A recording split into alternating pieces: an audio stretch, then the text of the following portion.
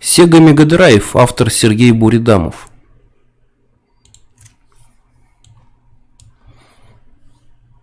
«Мам, у меня температура», — сказал Максим. Его круглое и мягкое лицо выражало страдание, а тонкий, не начавший еще ломаться голос дрожал. Мальчик закашлял. Алена потрогала красный лоб сына. «Максик, в следующий раз, когда захочешь поднять себе температуру, придумай что-нибудь другое. Я вижу, что ты натер себе лоб». Максим горестно вздохнул. Стоило хотя бы попробовать. На дворе было 1 сентября 1995 года, и прямо на глазах 12-летнего Максима Тужилина сбывался его худший кошмар. Его ждала новая школа, новый класс. Толстого мальчика передернуло от страха. Он стоял в прихожей. На его плечах висел новый рюкзак, а в ладони был сжат букет цветов. «Все, Максим, беги в школу. Все будет хорошо». «Не ты первый, не ты последний», — успокаивающе сказала мать, погладив сына по коротко стриженной голове. Про себя она не была так спокойна. 3 месяца назад муж уволился из научно-исследовательского института, и им пришлось перебраться из академгородка близ Новосибирска в Подмосковье, в город Электрокабель. Поближе к отцу Алены, обещавшему устроить ее Николая в свою фирму по продаже компьютеров. Ей здесь совсем не нравилось, и она страшно переживала за сына. Максим еще раз вздохнул, искоса посмотрев на маму, может, передумает, и отправился на торжественную линейку. В желудке его будто бы поселилась холодная склизкая лягушка, а ноги были ватными. Он спустился на лифте и пошел вниз по улице, усыпанной первой осенней листвой. Похолодание в том году началось рано. Несмотря на не по-утреннему яркое солнце, было стыло и неуютно. Обгоняя Максима в сторону школы, пронеслись 2 старшеклассников такого разбойничьего вида, что мальчику совсем поплохело. В Новосибирске он учился в школе при папином НИИ, и его одноклассники были детьми старших научных сотрудников и институтских инженер-технологов. Здесь же его ждала простая подмосковная школа. И судя по впечатлениям, которые получила семья Тужилиных от 2 месяцев проживания в Электрокабеле, жизнь в этом городишке была жесткой и совсем не похожа на ту, что они знали раньше. Подмосковье приняло на себя всю тяжесть постперестроечной депрессии. Серость, нищета и безысходность владели Электрокабелем. Наркомания и насилие внезапно стали обыденностью. И частенько у ларьков, что окружали железнодорожную станцию, находили мертвые тела. Уверенными в новой реальности чувствовали себя лишь плотные молодые люди в кожаных куртках и спортивных штанах, разъезжавшие на подержанных иномарках. Это были их охотничья эпоха, и они старались брать от жизни максимум возможного. На школьной спортивной площадке царил обычный для 1 сентября праздничный хаос. Продираясь сквозь ряды одетых, кто во что гораздо детей и стараясь не помять цветы, Максим еле нашел свой класс. Рядом с табличкой 7 Б он увидел группу подростков, над которыми возвышалась грузная и немолодая женщина. «Это Александра Васильевна», — с тоской подумал мальчик. Классная руководительница. Максим, чувствуя, как по вискам колотит паника, сделал несколько ватных шагов по направлению к своему новому классу. «Ай, как страшно!» – простонал он про себя, осторожно разглядывая одноклассников. Девочки выглядели слишком томными и взрослыми для 13 лет. Неумело накрашенные лица, короткие юбки, бьющие издали резкий запах духов.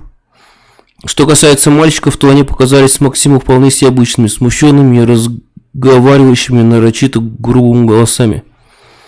Не успел он открыть рот и поздороваться с классной руководительницей, как оказался ей замечен. «А вот и наш новенький!» – воскликнула Александра Васильевна, хватая его за плечо. «Знакомьтесь, ребята, это ваш новый одноклассник Миша Тужилин». «Максим», – смущенно пролепетал мальчик. «Извини, родной Максим Тужилин», – сказала учительница. И добавила: «Максим приехал к нам из Сибири. Наверное, у него, как у всех сибиряков, железный характер, так что никому себя обижать он не позволит. Правда ведь, Максим?» Максим смутился еще больше и опустил голову. Класс без энтузиазма прореагировал на одноклассников. Некоторые девочки закатили и отвели глаза. Да и мальчики, казалось, сразу же забыли о существовании. «Ну и хорошо», — вдохнул про себя Максим.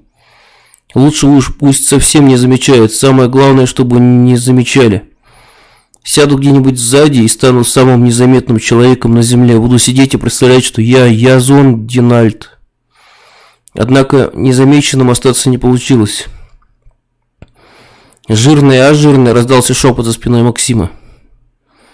Шел классный час. Тужилин сидел в самой середине класса за одной партой с красивой и надменной девочкой. Сам бы он ни в жизнь не посмел даже взглянуть на такую красавицу, не то что рядом сесть.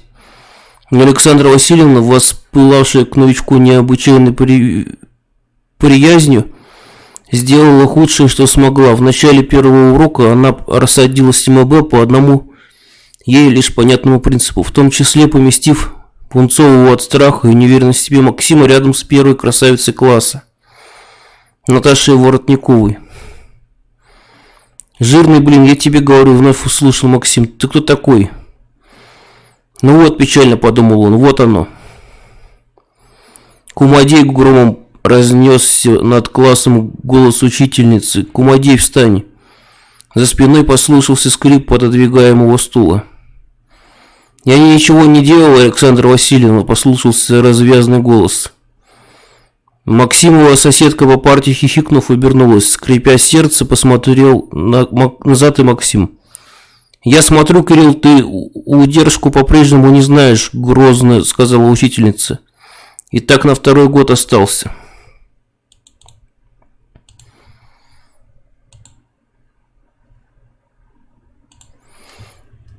«А что я делаю это?» – нагло спросил долговязый подросток с обветренным злым лицом. Он так жутко зыркнул на Тужилина, что тот сразу отвел глаза. Пока Александра Васильевна припиралась с длинным хулиганом, Максим принялся грустно вспоминать, как хорошо ему было в старом своем классе. В Академгородке остались друзья. Толик, товарищ закадычный, у него дома были приставка Дэнди и щенок Добермана. Валька и Санька, братья-близнецы, с которыми он лето напролет гонял на велосипедах по окрестностям НИИ. Маша Кореева, некрасивая, но очень добрая девочка. С ней Максим обменивался книжками, они вместе любили фантастику, и, наверное, она тоже вспоминала о нем. А здесь школьный час закончился, и 7-й Б отправился по домам. Максим спустился по ступеням школьного крыльца, здесь его уже ждали. «Ну что, жирный», — сказал Кумадей, — «пошли». И они пошли. Впереди шел Кумадей, на ходу доставая из заднего кармана джинсов пачку сигарет, а за ним онемевший от ужаса Максим. «Хоть бы просто ударил», — думал Тужилин. «Врежет и, может, больше не будет лезть». Они зашли за школу и оказались у заброшенной просевшей веранды. Здесь воняло мочой, а под ногами хрустело битое бутылочное стекло и использованные шприцы. Кирилл сел на корточки, закурил и уставился на Максима. Толстяк по-прежнему стоял на месте и не знал, как себя повести. Наконец Кумадей сплюнул и спросил: «Ты откуда такой, а?» Максим осторожно пожал плечами, может, обойдется еще. С надеждой подумал он. «Мы переехали из Новосибирской области», — тихо сказал мальчик. «Ясно, а ты что, крутой жердяй?» «Я не крутой», — еще тише пролепетал Максим. Вот я и говорил, приехал такой весь из себя, типа круче всех. Думаю, вломить тебе или просто грохнуть. Голос у Комодея был злой, но какой-то ленивый. В холодном воздухе медленно плыл табачный дымок. Где-то в школе орали разыгравшиеся первоклашки. Комодей замолчал, сверля Максима недобрым взглядом. Затем он выкинул сигарету, встал и подошел вплотную к толстяку. Максим обмер. Кирюха был выше его на пару голов, поэтому хулигану пришлось наклониться к нему, чтобы выцедить. «В Сегу режешься?» Максим остолбенел. Он ожидал всего чего угодно, но такого... «Нет», признался мальчик, и только в Дэнди играл. Комодей усмехнулся. «Чепушила, ладно, повезло тебе, сегодня я добрый. Пошли ко мне, у меня дома приставка есть». Максим замялся. Предложение было не просто заманчивым. Поиграть в Sega Mega Drive было мечтой многих миллионов детей и подростков, у которых не было дорогой 16-битной приставки. Но даже такой соблазн перекрывался страхом перед жутким Комодеем. «Мало ли куда заманит», — подумал Максим. Последнее, что он сделал в этой жизни, доверился долговязому хулигану. «Я не могу, мне это домой надо». Кирилл ничего не ответил, просто схватил его за складку на пухлом боку и изо всех сил сжал жесткими пальцами. Максим вскрикнул от боли, попытался отпрыгнуть назад. Ничего у него не вышло. Комодей держал его крепко, словно в тисках. Невыносимый жар от боли разбегался по всему телу. Добавок к этому мучитель еще и хлестко ударил Максима по лицу тыльной стороной ладони. Ловко так снизу вверх. «Ты меня не понял, что ли? Я тебе сказал, пошли, жирный». Чувствуя, как на глазах выступают слезы, Максим кивнул. Чуть помедлив, Кирилл отпустил свою жертву. Затем еще раз сплюнул себе под ноги, развернулся и пошел в сторону школьных ворот.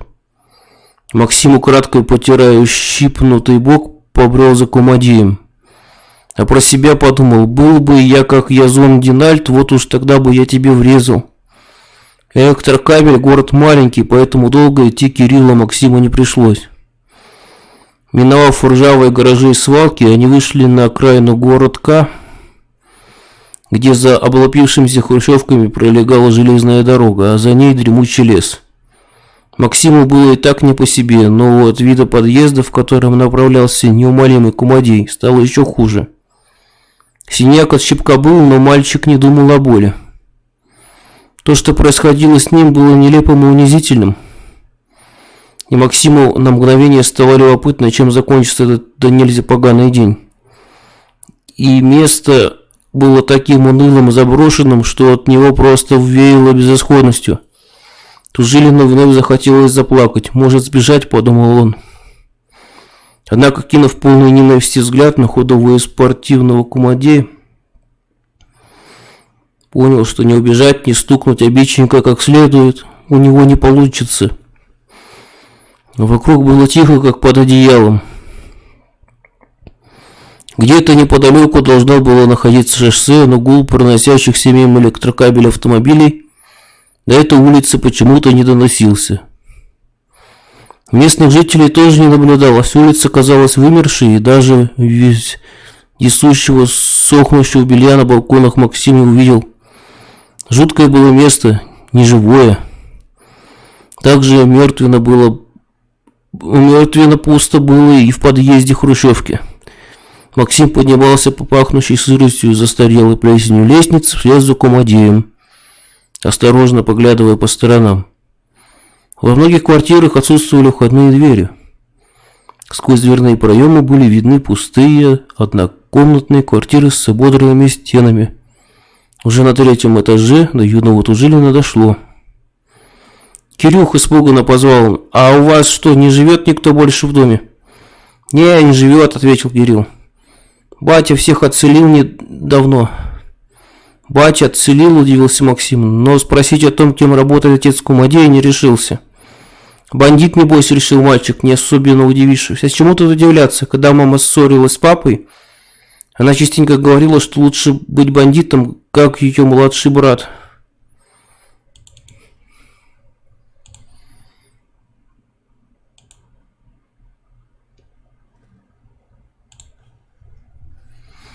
чем сидеть с голой задницей, как папа. Наконец они поднялись на 5-й этаж. Максим слегка запыхался, однако отметил, что дверь у Комадеев была богатая, железная, с зеркальным глазком. Кирилл вдруг повернулся и многозначительно посмотрел на него. «Если скажешь бате, что я курю, тебе хана. Лучше сразу вешайся», – прошептал он. Затем Комадей достал из кармана джинсов ключ и открыл дверь. Кирилл не стал зажигать свет, хотя в прихожей однокомнатной квартире было темно.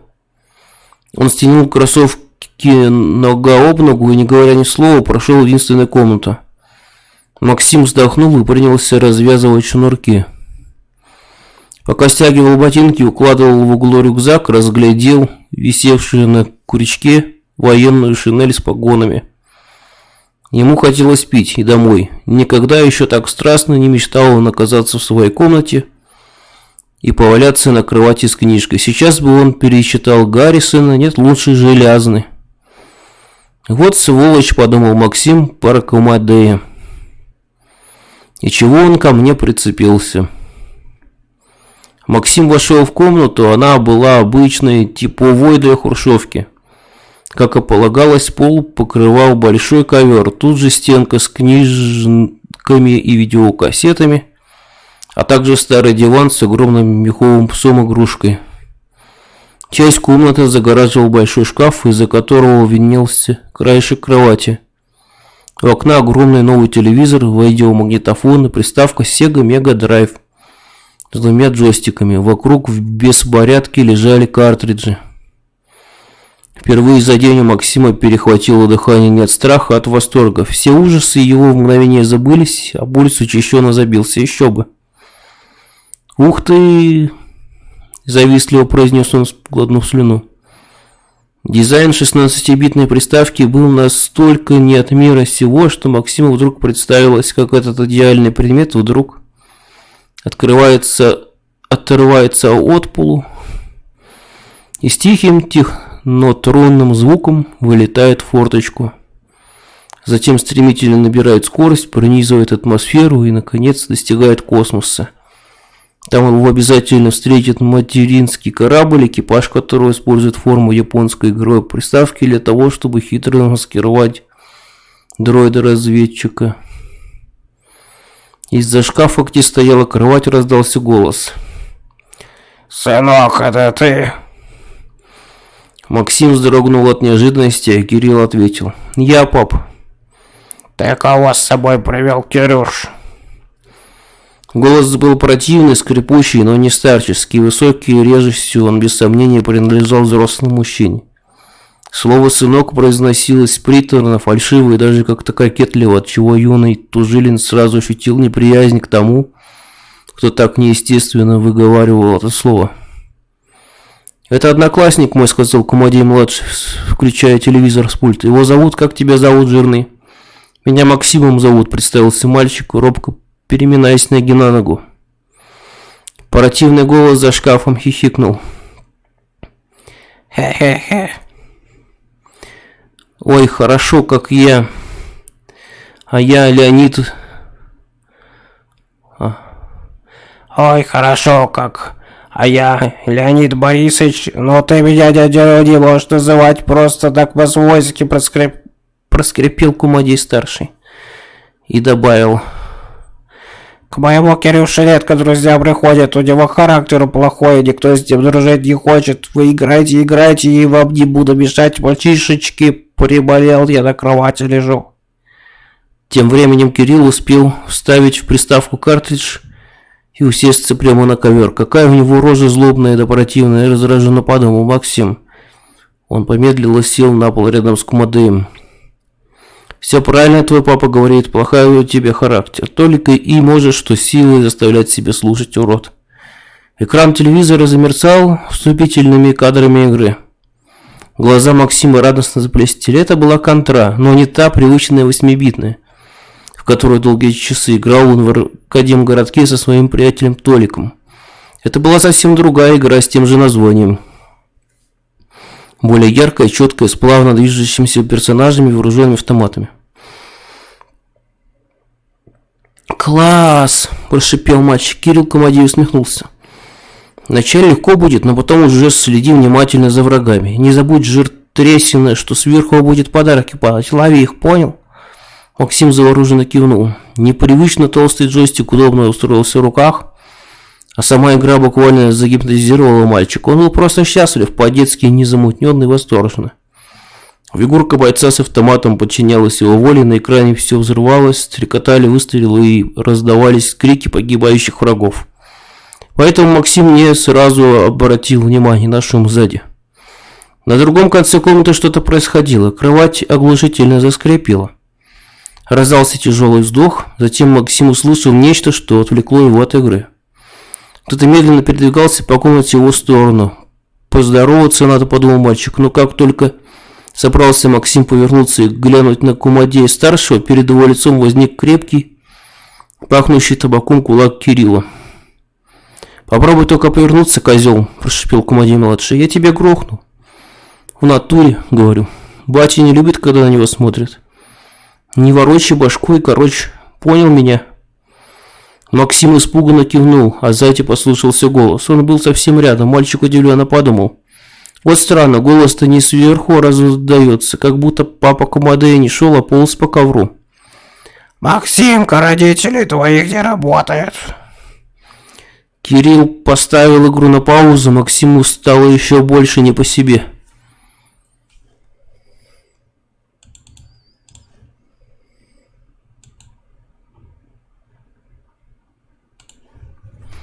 Папа в компьютерной фирме, а мама дома.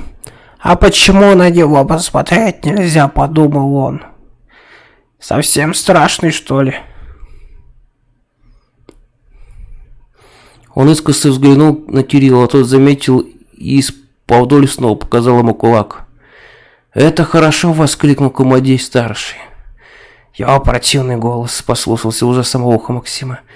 «Семья дружная, сразу видно. И мама дома сидит, а папа работает. Деньги в дом приносит». Мальчик почувствовал тепло водогания на своем затылке, а затем папаша Кирилла жадно принюхался. Это было так противно и неприятно, что Максима передернуло. Что-то было совсем не так, и на мгновение вдруг толстяку пригрезилось, что за него спиной сидит огромный пес и внимательно его обнюхивает. Даже не пес, нет, волк. Наконец сопение сзади утихло, и Максим с облегчением понял, что Комадей-старший уполз к себе на кровать за шкаф. Кирилл, который терпеливо ждал все это время, пока его отец обнюхивает Максима, снял игру с паузы. Вновь зазвучали выстрелы и грохот взрывов. Кирилл и Максим играли 2 часа, потом Кирилл положил джойстик на ковер. «Все, хорош на сегодня, жрать охота, давай, толстый, сдвигаем домой, нормально поиграли». Максим с удивлением почувствовал укол сожаления, послушно встал и направился в прихожую. По пути он опасливо глянул на платяной шкаф, за которым скрывался странный папа Комадея. Шкаф был старым и щербатым, на одну из створок был приспособлен покататься Сталлоне в темных очках и надписью «Кобра», а на другую женщина с голой грудью и развратно недоуменным взглядом. «Максимк!» – вдруг протянул Комадей-старший. «А Максимк?» Максим вздрогнул, насторожился и зачем-то кивнул. «Максим, приводи в следующий раз родителей в гости», — сказал дядя Леня. «Давно у нас гостей не было, я с твоим папой и мамой посижу, а вы с Кирюшкой поиграете в приставку. Передай мое приглашение, обязательно передай, слышишь? И телефончик свой скажи». «Да, дядя Леня, передам», — оторопело ответил толстяк.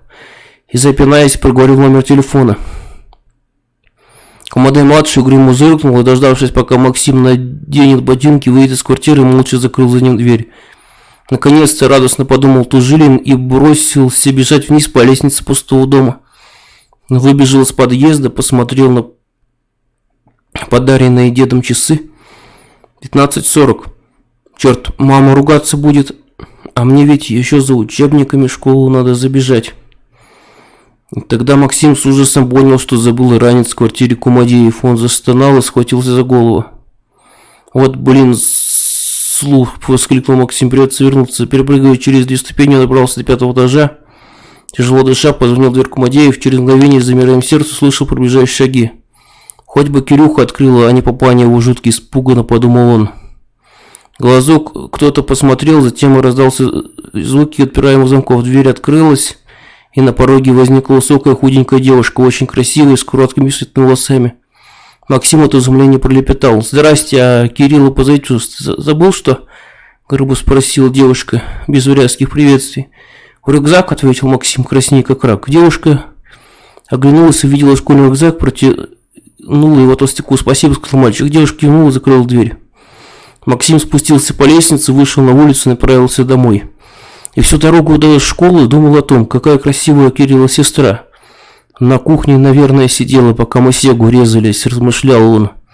На вопросы расстроенной матери Максим ответил односложно. «Да, был в гостях у одноклассника». «Нет, не обижали». Про приглашение в гости к Кумадеему он решил молчать. Ну его, еще с родителями в этот жуткий дом идти. Нет уж, но сам про себя нет-нет, да и подумывал о том, что у Кирилла он видел много картриджей, а поиграть они успели лишь в одну контру. Да и про симпатичную сестру его он тоже вспоминал. Это было волнующе и приятно одновременно. Следующий день в школе Максиму даже понравился. На первом же уроке алгебры он получил 5, на английском его похвалил учитель. На перемене к нему подошли мальчики-одноклассники, один из них, назвавшись Пашкой Алексеевым, шепотом спросил: «Тебя ведь Максим зовут? Это тебя вчера Кирюха Кумадей поймал, бил, не?» Максим схитрил. «Не, важно», — проговорил он, — «в гости позвал, играли у него сегу». Ребята удивленно переглянулись. «Ты к нему домой ходил?» «Ну да». Зыка восторженно прошептал Пашка, а смешной коротышка Игорек Ляпенко завистливо вздохнул. «А правда, у него там телек здоровенный стоит и картриджи дофига». Максим кивнул.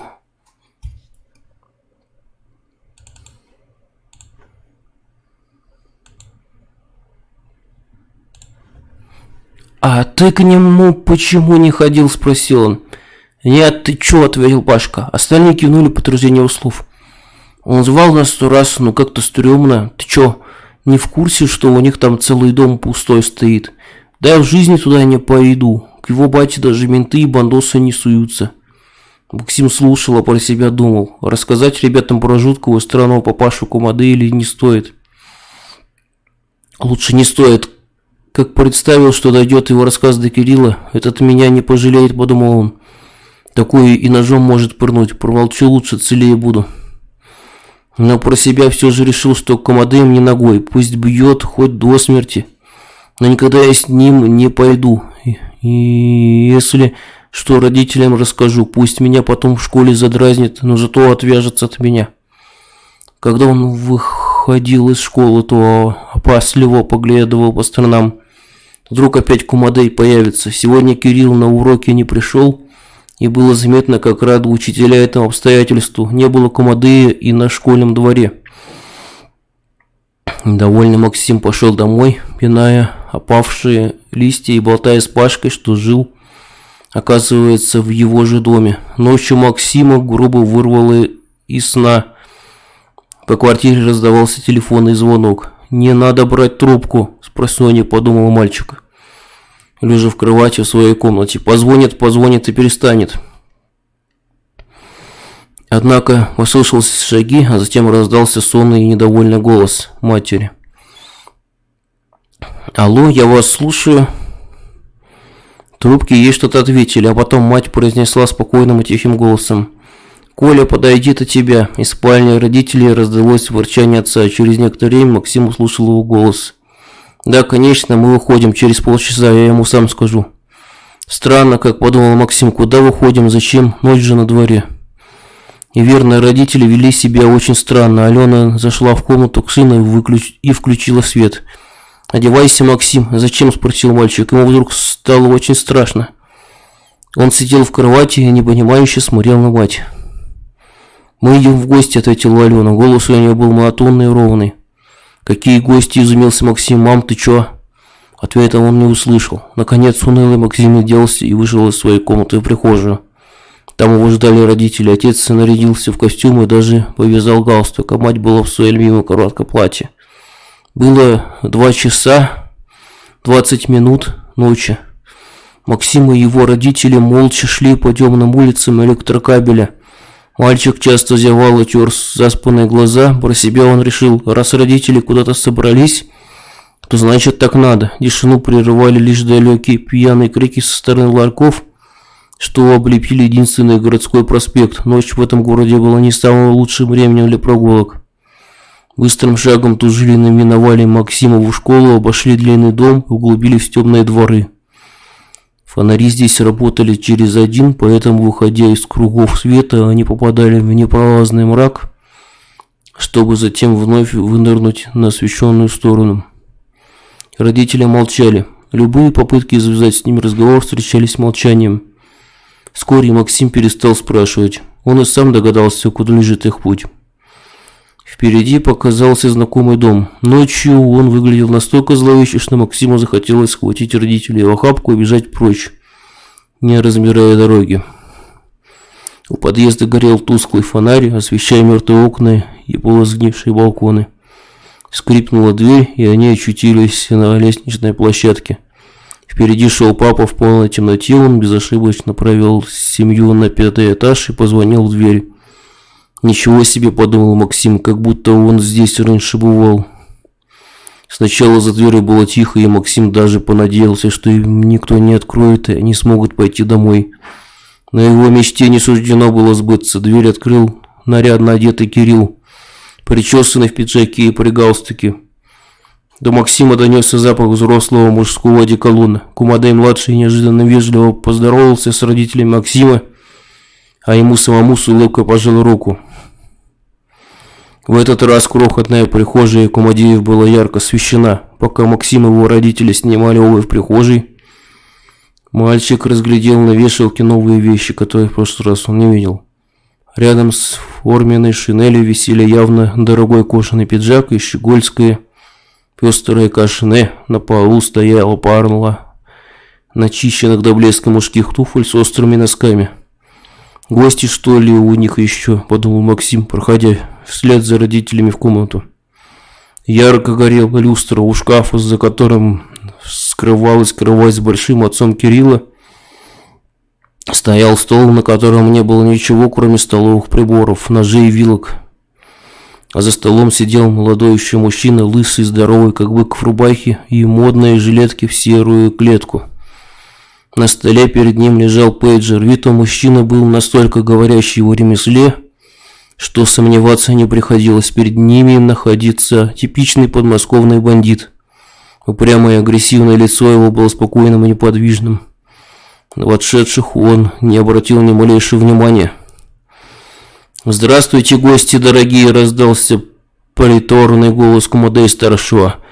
«Прошу прощения, что потревожил вас среди ночи, дорогие мои тужилины, но уж больно с вами познакомиться хотелось. Садитесь за стол, родные, сейчас Кирюшка все для чая принесет, а я скоро выйду, и да, познакомьтесь с Сергеем, Сергей жених моей дочки. Так что посидим с вами по-семейному, потреплемся, пока дети в приставку играют». Кирилл кивнул и ушел на кухню. Родители послушно сели. Они по-прежнему молчали, вид у них был очень странный. Максим с ужасом увидел, что лицо мамы превратилось в застывшую маску. Парализовано было и тело отца. Из чуть приоткрытого рта на подбородок стекал тонкой ниткой слюна. «Пап, ты чего?» – жалобно спросил Максим. «Что с тобой?» Николай, как и раньше, ничего не ответил, лишь с трудом повернул к сыну восковое лицо.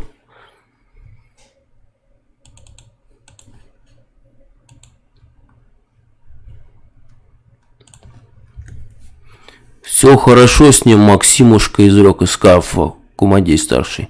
«Устал папа твой после работы. Сам, представь, старается он ради вас с мамой, себя не жалеет». Максим почувствовал, как горло его застрял жесткий колючий ком.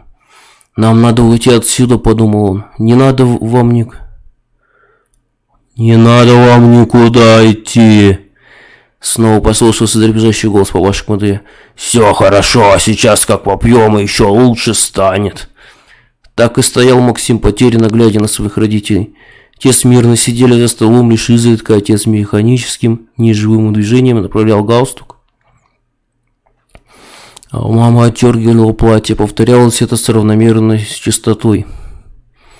А потом пришел Кирилл, ничего к чаю не принес, зато под мышкой у него были зажаты 2 таза. Ни слова не говоря, Кумадей-младший спора и привычно пристроил их под безвольные тела папы и мамы Максима. «Это ты зачем делаешь?» – быстро проговорил Максим, глядя на странное приготовление. «Надо так», – ответил Кирилл. «А ты садись у приставки, сейчас я дело доделаю и в Mortal Kombat рубанем». «Слышал про такие драчки?» «Слышал, конечно», – уныло ответил Максим. Затем ноги, помимо его воли и желания, сами понесли мальчика в сторону телевизора. Тем временем Кирилл вновь убежал на кухню. Спустя мгновение оттуда выскочила с еще одним тазом в руках и девушка, та самая, которую видел Максим 2 дня назад. «Чур, я за Забзира буду», — заявила она, подсовывая таз под ноги бандита.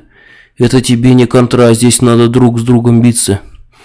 Я тебя жиртрез любым бойцом сделаю, ты не сомневайся даже». Максим не знал, что сказать. «Я сплю, наверное», — подумал он. «Сейчас вон ущипну себе и проснусь». Глядя на длинные ноги Кирилловой сестры, он изо всех сил цапнул себе за пухлое предплечье. Во сне это сработало и сейчас. Максим не почувствовал боли и оттого даже успокоился. Зарождающаяся паника никуда не делась, но сбежала куда-то на периферию сознания. «Ну, начнем, пожалуй», — прозвучало из-за шкафа. «Ты, Максим, отвернись, не надо тебе это смотреть». Максим вздрогнул, ибо почувствовал, как невидимая сила ухватила его за голову и повернула лицом к телевизору. Тело его парализовало, мальчик сорвался в крик, однако уже не пошевельнулся и не сказал что-либо он не мог. Перед ним темнел выключенный телевизор, в котором искаженно и смутно отражалась всю комната. И тогда Максим понял, почему не могут пошевелиться его родители, и статуей застыл бандит по имени Сергей. Как и в прошлый раз, кровать заскрипела от тяжести, переваливающейся на бок, чтобы встать тело. Вслед за тем Максим услышал мирный гул. Звук этот исходил одновременно отовсюду и чем-то отдаленно напоминал дальний шум машин. Гул то нарастал, то отдалялся. Максим непонятным образом чувствовал силу, что наполнял этот шум. Тела людей, сидевших за столом, вдруг начали двигаться. В тусклом отражении экрана Максим увидел, что его родители и бандит принялись раскачиваться взад и вперед, в руках их подниматься и отпадать, будто управляемые невидимыми нитями. «Это не мои папа и мама», — сказал про себя Максим, — «это куклы». Тело его было по-прежнему сковано. Люди за столом, не прекращая раскачиваться, одновременно взяли что-то со стола. Максим как мог напряг зрение, но не разглядел, все же не в зеркало смотрел. Затем каждый из сидевших замер, поднял руку и резко провел себе по горлу. Мгновение ничего не происходило, затем на шеях родителей и бандита появились полосы, из которых толчками начали выливаться под что-то темное. По маминому платью стремительно стеклось пятно. Гул стих. Сама собой открылась форточка, и в комнату ворвался холодный воздух. Максим сглотнул слюну и заставил себя отвести глаза от экрана телевизора. Нет, все-таки это сон, страшный такой, в котором папа и мама умерли. Скоро проснусь, окончательно решил он. «Вот теперь можно», — послышался голос Кумадея-старшего. Затем он вышел из-за шкафа. «Теперь я знаю, что точно сплю», — подумал Максим. В отражении телевизора были плохо различимы детали, но мальчик ни капли не сомневался о том, что Леонид Борисович Кумадей не человек. Грузно переваливаясь к столу, двинулось бесформенное бледно-серого цвета существо. В свете люстры блестела чешуя, покрывающая тело твари. Двигалась она на четвереньках, почти прижимаясь к полу, медленно и неповоротливо. «Интересно», — подумал Максим, разглядывая существо, — «а Кирюха кто?» «Кирюшка-то!» — вслух ответил ему Кумадей. «А сейчас сам увидишь!» От стены отделилась фигура девушки, которая все это время стояла неподвижно. Она подошла к существу и встала перед ним на колени. Через мгновение изумленный Максим увидел, что девушка и есть Кирилл. За долю секунды женское тело деформировалось и приобрело знакомые черты мальчика-подростка. Неуклюжее тело монстра чуть приподнялось и всосало в себя тело Кирилла. «Хорошо, что я сплю», — заключил Максим, — «а то бы стошнило». Нет никакого Кирилла, и девочки, которую, кстати, Анечкой зовут, тоже нет, захихикнула тварь. Это все я один. Кумадей подобрался к тазу, в которого успел начать из шеи бандита, и принялся жадно лакать. Осушив таз и сытно дуваясь, тварь поползла к следующему тазу, над которым склонилось деревеневшее тело мамы Максима. «Мы давно здесь живем, Максимка. Еще города не было, когда мы здесь появились. И вот как бы нам да не жить, если получается». Он подкормился из таза с кровью Алены Тужилиной и двинулся к мертвому папе Максиму, приговаривая: «Есть у меня Кирюшка да Анечка. Кирюшка мне одних приводит, Анечка других. Вот так раз в год приходится вас в гости звать. Один раз позвал, целый год отдыхаю. Некоторым звоню сам, чтобы ко мне пришли, как папка с мамкой твои. Они податливы, не то чтобы другие. Позвонил, погудел в трубку и все, пришли». Кумадей сушил последний таз с кровью, затем повернулся в сторону Максима и подвинулся к нему. Мальчик смотрел в отражение, как приближается его смерть, и настойчиво пытался проснуться. Ничего не получалось. Внезапно Максим почувствовал, что тело его сверху до самого пояса оборело чувствительность. Однако ноги были по-прежнему парализованы. Длинная, покрытая чешуей рука, вывернутая под неправильным углом, ловко вставила в приставку картридж, а затем щелкнула пультом от телевизора. И только тогда Максим понял, что не спит, и заплакал.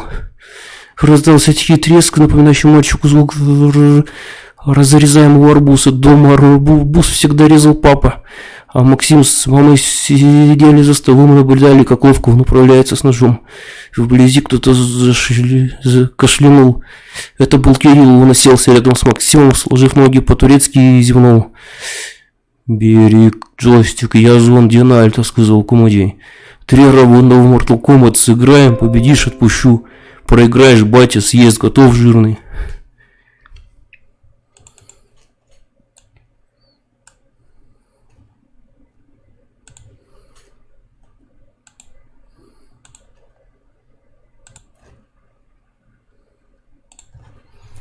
Максим вздохнул, вытер слезы и взял в руки джойстик. Он решил пережить эту ночь во что бы то ни стало. Автор Сергей Буридамов.